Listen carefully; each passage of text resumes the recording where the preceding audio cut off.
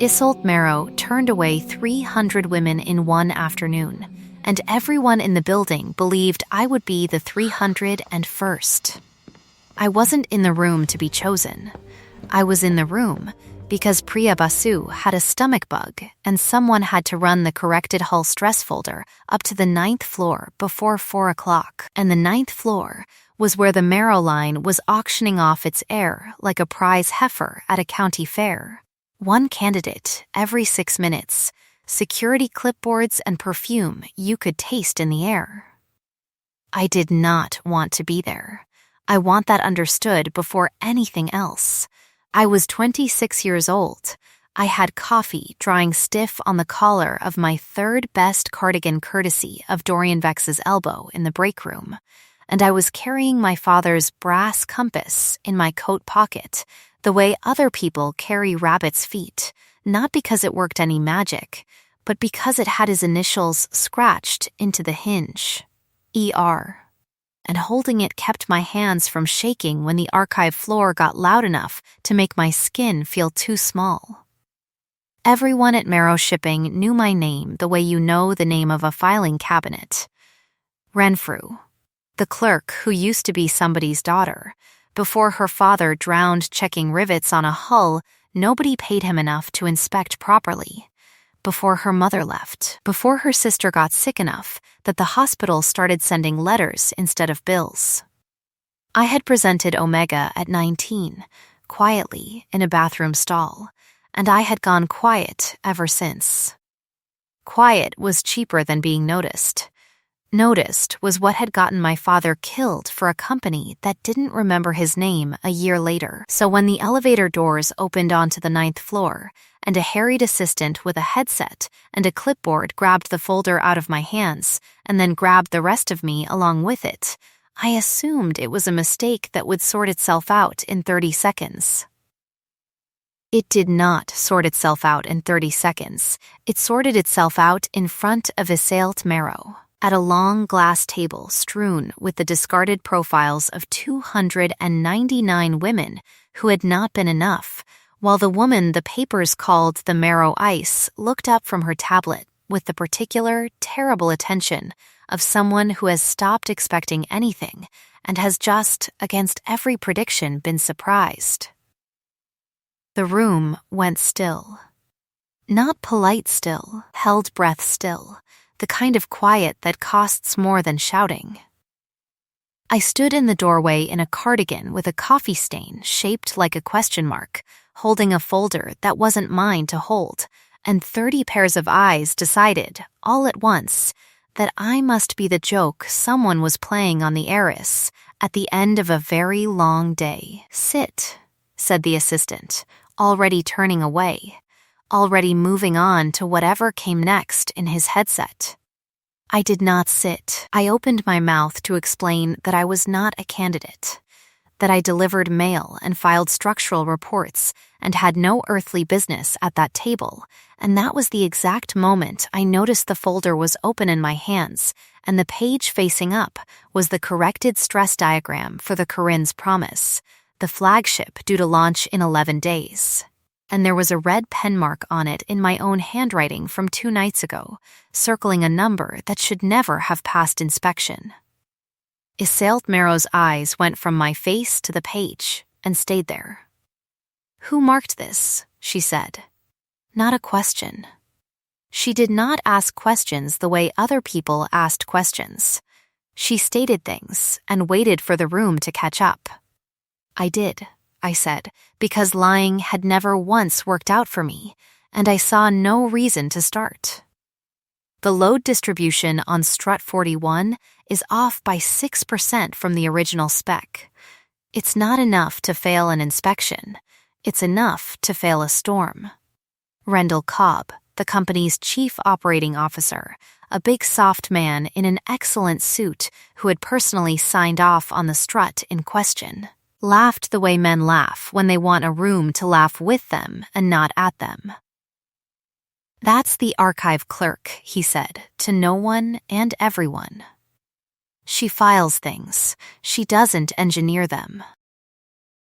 She's right, though, Assailant Marrow said, still looking at the page, and something in her voice made the laughter die in Cobb's throat before it finished leaving his mouth. 6.1% to be precise. I ran the same variance myself last week and assumed a transcription error. She looked up at me again, and I felt that look land somewhere under my ribs, warm and unwelcome, like sunlight through a window I hadn't meant to open. You're not on the design team. No, I said. Why not? I had no answer that wouldn't sound like a complaint, so I gave her the true one instead. Nobody asked. Something moved behind her eyes that I would spend the next 11 days learning to read. Not softness, not yet, but the particular attention of a woman recalculating a number she'd assumed was fixed. She closed the tablet in front of her. 300 profiles, weeks of interviews, a boardroom full of omegas selected for pedigree and polish and photogenic patience, and she closed the whole apparatus with one flat motion of her hand. Everyone else may go, she said to the room, and the room emptied like a tide going out, Cobb included, his mouth working around a protest he didn't quite have the nerve to finish in front of the board members still lingering by the door. When it was just the two of us and the long glass table and 299 discarded folders. She said the words that ended my life as a filing clerk without either of us understanding, yet that they had just started something neither of us knew how to stop. You're going to explain that number to me from the beginning, she said. And then you're going to tell me why I've had you sorting mail for 3 years when you can catch what my own engineers missed. I want to be honest about what happened in my chest in that moment, because everything after it grew out of that root. It wasn't attraction, not yet, not exactly. It was the specific, dangerous relief of being seen doing the one thing I was actually good at, by someone whose attention did not waver once she gave it. Her scent reached me across the table for the first time. Black pepper and cold iron, the smell of a door closing somewhere far away, and it should have frightened me the way everything about that floor was built to frighten me. It didn't. It settled into the room like weather I recognized. I explained the number from the beginning. It took 40 minutes, and she did not check her tablet once. When I finished, she picked up my father's compass, which had fallen out of my coat pocket onto the table somewhere around minute 12 without my noticing, turned it once in her fingers, and read the initials on the hinge. ER, she said. My father, I said. He built ships. He died checking one that wasn't built right. She set the compass down gently, the way you set down something that belongs to a person who is still in the room, still grieving, still measuring. Then you'll understand why I'm putting you on the Corinne's Promise inspection team, effective this afternoon, she said. I don't repeat myself, Miss Renfrew. I'm only saying this once, so I'd like you to believe it the first time. I would spend 11 days learning exactly how untrue that sentence was going to become. The engineering floor did not want me. I felt that the way you feel a cold draft under a door, not dramatic, just constant. My new desk sat between two senior architects who addressed their emails to each other over my head as though I were a piece of furniture that had wandered in from downstairs, and Dorian Vex, who had once elbowed coffee down my collar without apologizing, told anyone who'd listen that Assailant Marrow had a soft spot for strays, and it wouldn't last past the launch. It lasted. It lasted in small, deliberate ways that I cataloged the way I cataloged stress tolerances, because cataloging things was how I kept from hoping. On my second night on the team, working past 10 with a headache I hadn't eaten enough to prevent, a covered dish appeared on my desk without a note. Beef and root vegetables, slow cooked, exactly the way my father used to make it on the nights before an inspection, a recipe I had mentioned exactly once, in passing, to an assistant filling out my dietary preferences for the executive floor cafeteria. I did not ask who had remembered. I already suspected, and the suspecting made my hands unsteady over the fork for reasons that had nothing to do with hunger. The estate, when I first saw it, was its own kind of proof. Not because of the size of it, though the size of it could have swallowed the apartment building I'd grown up in 3 times over, but because of the texture. Floors that had been walked on for 100 years by people who never once worried about the walking. Security who deferred to assailant marrow with a stillness that had nothing to do with fear and everything to do with something closer to faith. I stood in the front hall on my first visit with my coat still on, and I understood, the way you understand weather changing in your knees before it reaches your eyes, that I did not belong in a house like this, and that no one in it had told me so yet. "You're doing the thing," Iseult said, from the doorway of what turned out to be her study, watching me catalog the ceiling like an appraiser. "What thing?"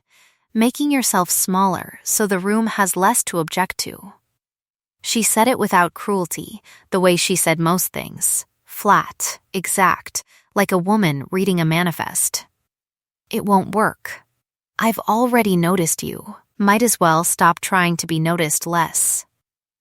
That was the first time she touched me, if you can call it touching, 2 fingers, briefly, at my elbow, guiding me toward the study instead of the cold front hall, gone again before I could decide whether to lean into it or away. Her scent moved with her, black pepper and cold iron, and under it, so faint I almost imagined it. Something warmer that I would not understand until much later was restraint itself, the smell of an alpha choosing, moment by moment, not to want the things her instincts were telling her to want. It was in that study, 3 nights later, going through the Corinne's Promise construction records for the 4th time, that I found the first thread that didn't sit right. A supplier invoice for grade 9 marine steel on strut 41, paid in full, cross-referenced against a delivery manifest for grade 6.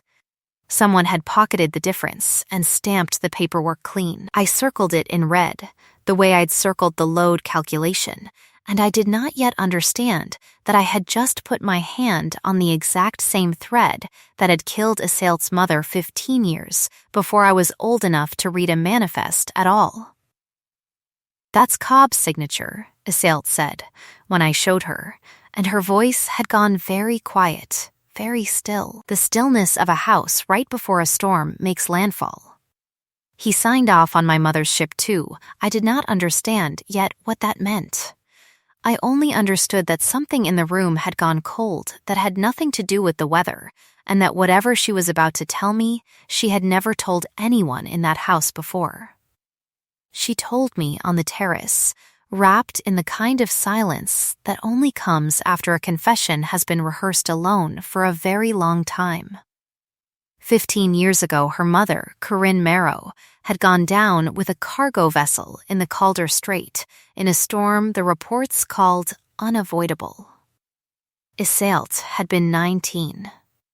Her father, who had never once in his life been tender, had responded to his wife's death by building a wall around his daughter out of paperwork and deadlines and a clause in his will, discovered only after his own death 2 years ago, stipulating that Iseult must be bonded or married by her 35th birthday, or the controlling shares of Marrow Shipping would pass into an oversight committee.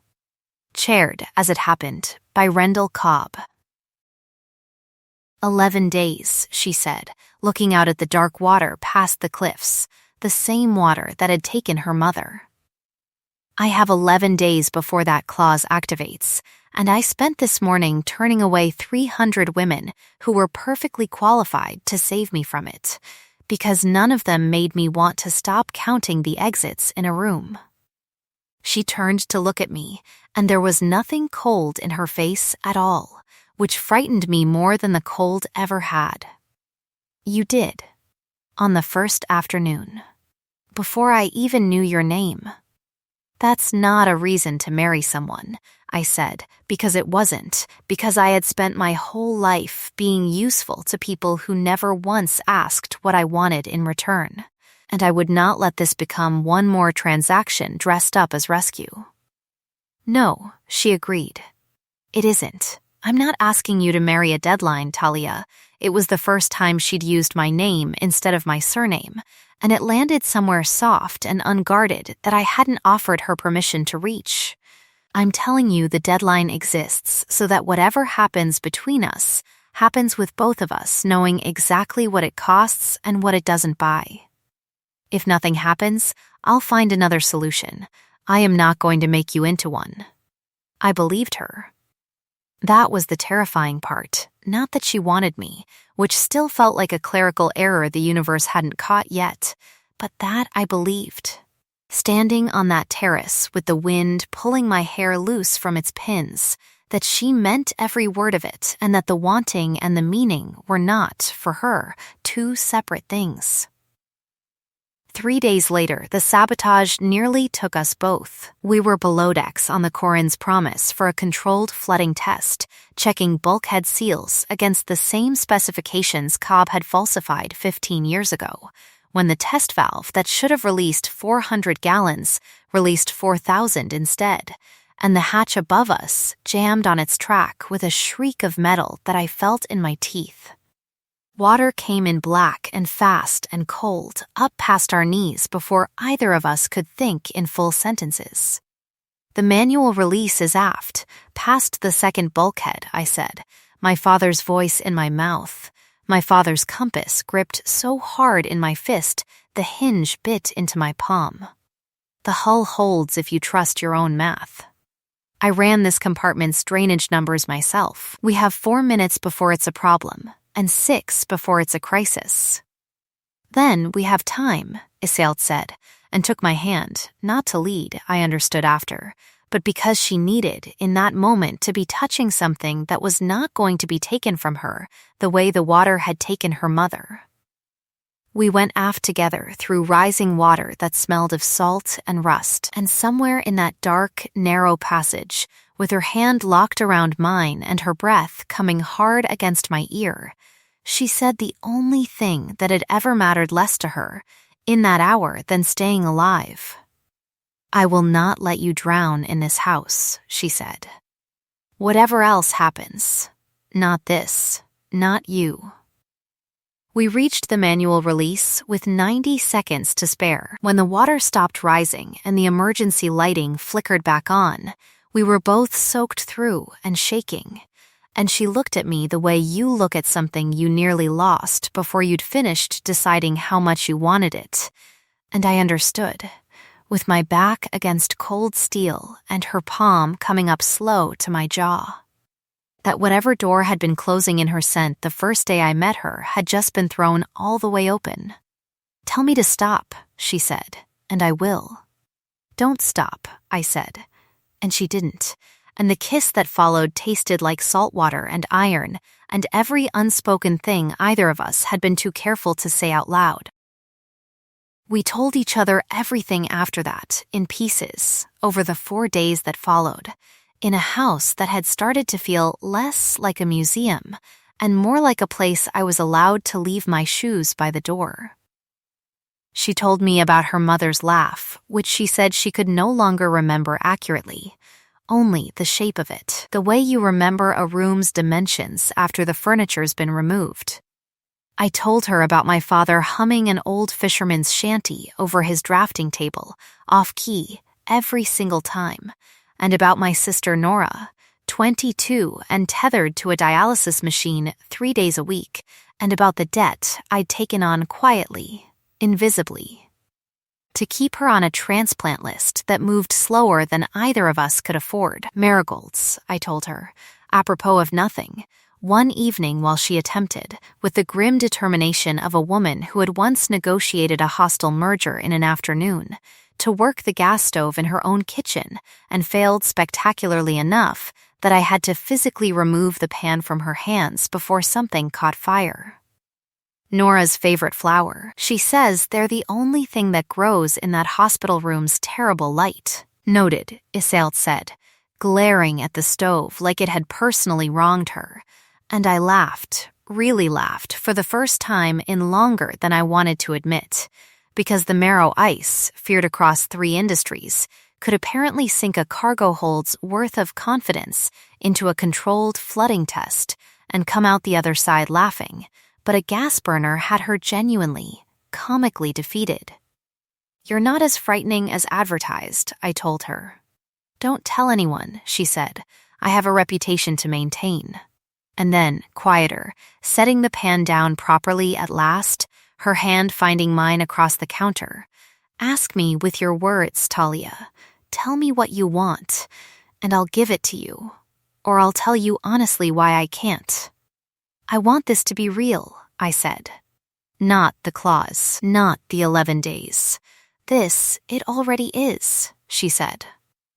And kissed me there in the kitchen, unhurried, certain, the kind of kiss that asks nothing more than the moment it's given in, and it was in the middle of that certainty that her phone began ringing, with the particular insistence of bad news that will not wait for morning. Odette Gray's voice on the line was tight, in a way I had never heard from her before. "Cobb's filed a complaint with the board," she said. "Corporate espionage. He's saying Renfrew leaked the strut data to a rival bidder before the launch, and he's got a paper trail dressed up to look real." Iseult, they're moving to have her removed from the property tonight, and the board's asking if you're compromised. I watched every ounce of warmth leave Iseult's face, not because she stopped feeling it, I understood later, but because she had spent 15 years learning to hide it the instant a threat appeared, and old doctrine dies slower than new love grows. "Handle it," she said into the phone, already moving toward the door. Already becoming, in front of my eyes, the marrow ice the papers wrote about. She looked back at me once. "I need an hour, Talia. Don't leave." I left anyway, 3 hours later, when the board's private security arrived at the estate, with a folder of falsified emails bearing my name and a courtesy so cold it amounted to an eviction, and Iseult. Caught between the company her father had built and the woman she had just promised not to let drown, did not come down the stairs to stop them. I went to Nora's hospital room because it was the only place left that had never once asked me to be anyone other than exactly what I was.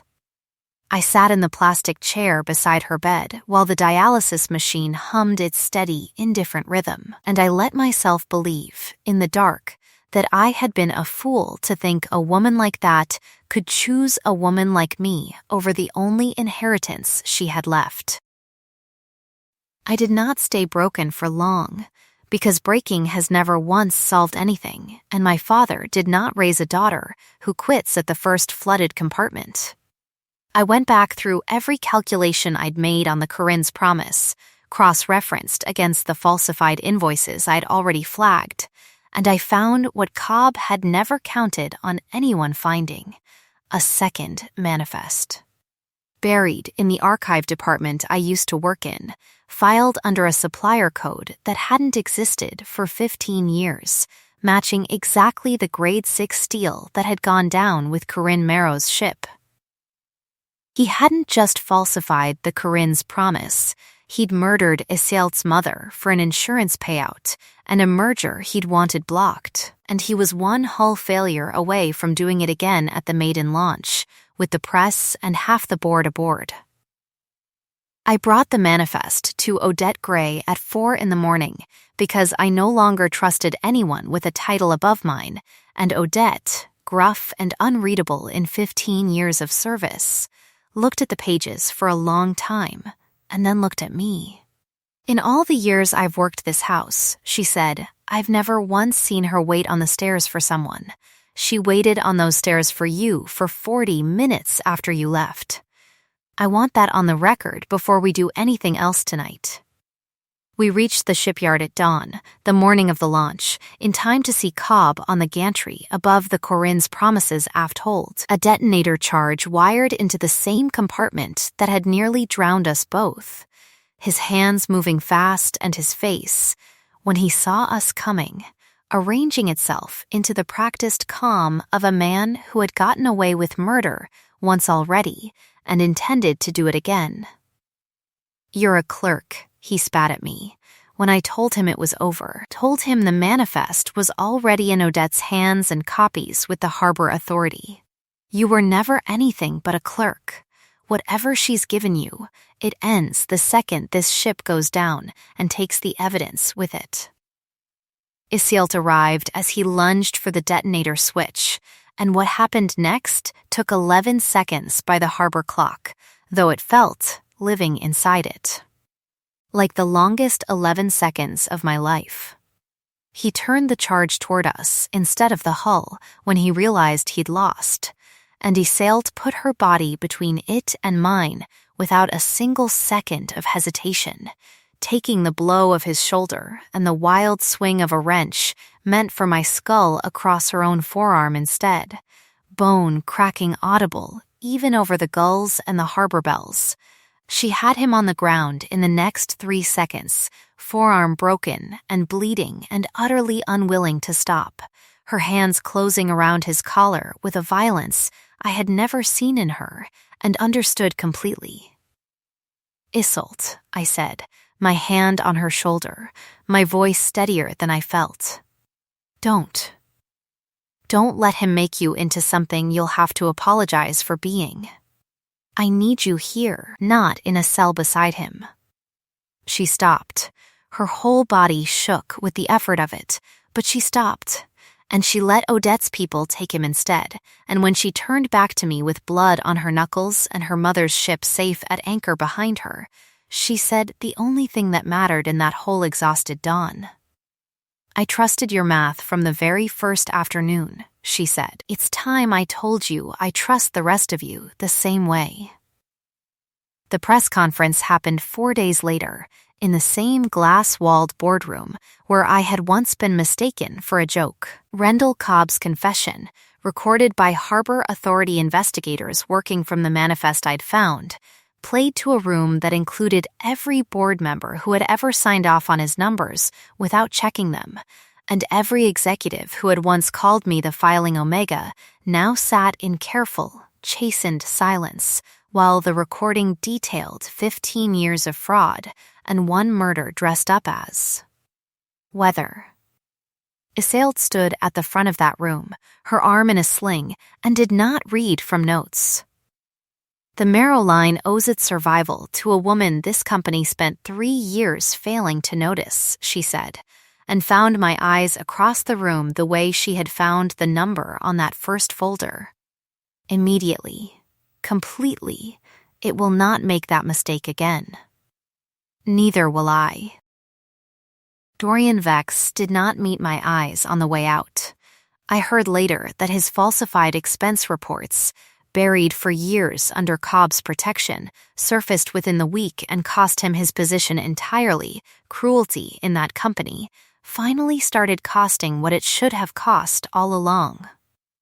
That night in the study where she had first told me not to make myself smaller, Iseult knelt in front of the fire with my hand in her uninjured one and asked me, in words instead of imperatives for the first time since I'd known her, whether I would let her claim me, the bite, the bond, the whole unhidden truth of what had been building since a folder fell open on a glass table. "Tell me to stop," she said again, softer this time.